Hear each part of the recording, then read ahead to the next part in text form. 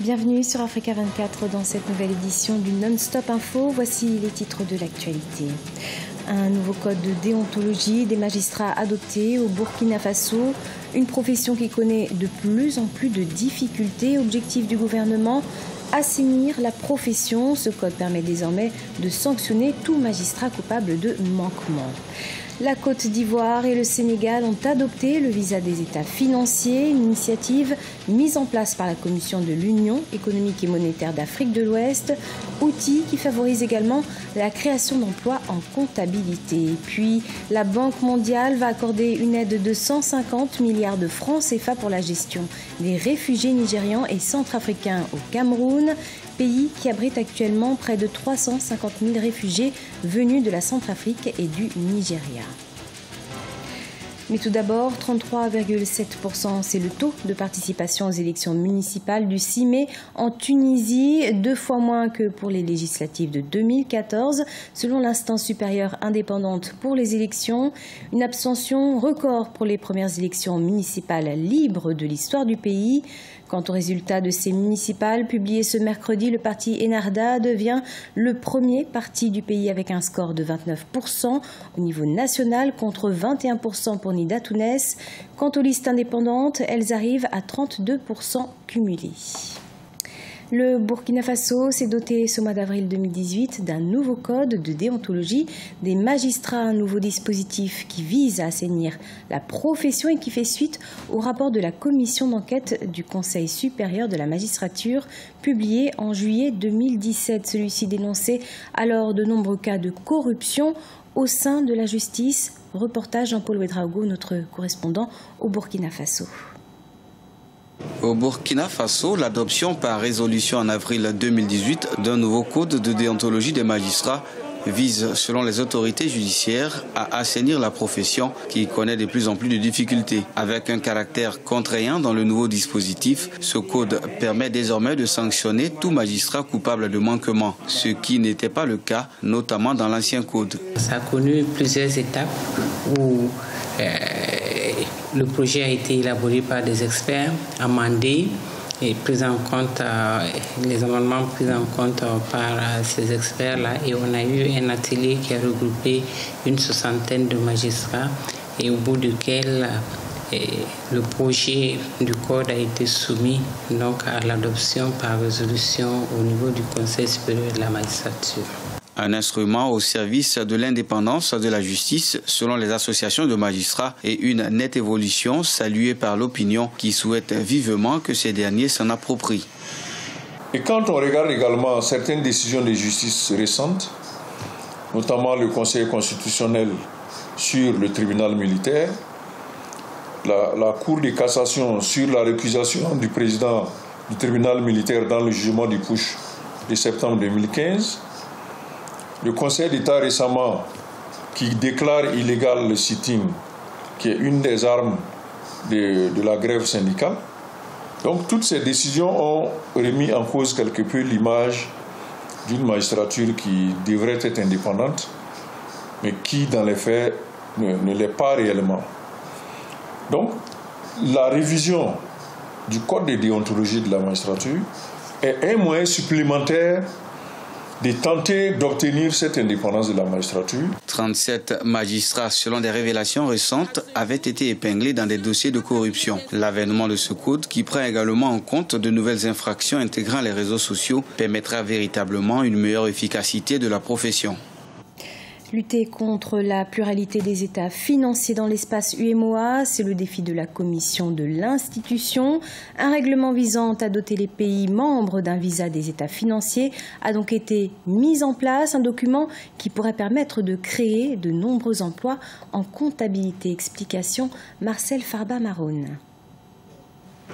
La Commission de l'Union économique et monétaire ouest-africaine a mis en place en 2009 un règlement qui vise à doter l'ensemble des États membres de l'institution d'un visa des États financiers. Ainsi, l'article 24 de l'annexe fiscale à la loi du 18 décembre 2015 portant budget de l'État pour l'année 2016 a aménagé les conditions de recevabilité des États financiers. Aujourd'hui, les États financiers que vous émettez sont destinés à la BCEAO. sont destinés à l'Agence nationale de la statistique, sont destinés au greffe. Et ils doivent ressaisir les données qui figurent sur ces états financiers. Cela fait 5 ans de retard. Alors que nous sommes dans une ère de dématérialisation où les états financiers peuvent être dématérialisés, mis sur un portail télédéclaratif et de façon avec que les données soient des données exploitables par les destinataires, au lieu qu'ils aient à les ressaisir. Depuis 2017, 2 États, que sont la Côte d'Ivoire et le Sénégal, ont adopté cet outil. Au-delà de son utilité vis-à-vis de l'administration fiscale, le visa des États financiers devrait permettre de créer des emplois relatifs à la profession de la comptabilité. Nous avons, en dehors des experts comptables dans les cabinets, des collaborateurs. Nous avons des stagiaires. S'il faut augmenter les effectifs, nous les augmenterons. S'il faut les recruter, nous les recruterons. Ce sera peut-être aussi le point de départ d'une création d'emplois au niveau de la profession. Donc, nous n'avons pas de soucis particuliers. Les 20 et 21 septembre 2018, Dakar, la capitale du Sénégal, va accueillir le 2e congrès régional des experts comptables de l'UEMOA, rendez-vous économique incontournable de tous les experts de la profession comptable de l'espace économique et monétaire, après celui d'Abidjan en Côte d'Ivoire, tenu en 2017. L'événement verra la participation de plus de 500 spécialistes et experts du monde économique. 150 milliards de francs CFA, c'est le montant alloué à l'Association internationale de développement par la Banque mondiale. Cette aide servira à la gestion des réfugiés nigérians et centrafricains vivant au Cameroun. Les fonds alloués seront injectés dans 4 projets d'appui aux réfugiés nigérians et centrafricains ainsi qu'aux populations d'accueil du Cameroun. Les explications, Khadijatou Badawi.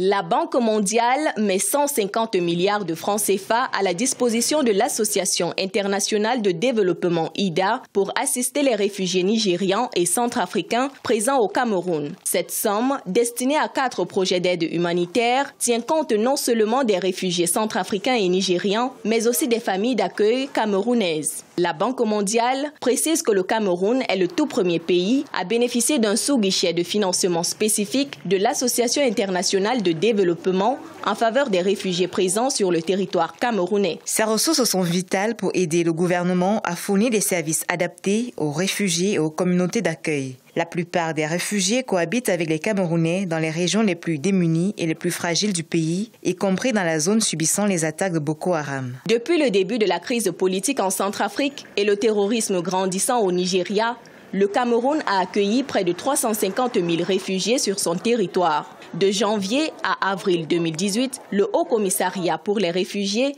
a dénombré 10 000 arrivées. Pour l'État camerounais, cette assistance financière intervient à un moment opportun au regard de la situation financière que traverse la sous-région CEMAC, la communauté économique et monétaire de l'Afrique centrale.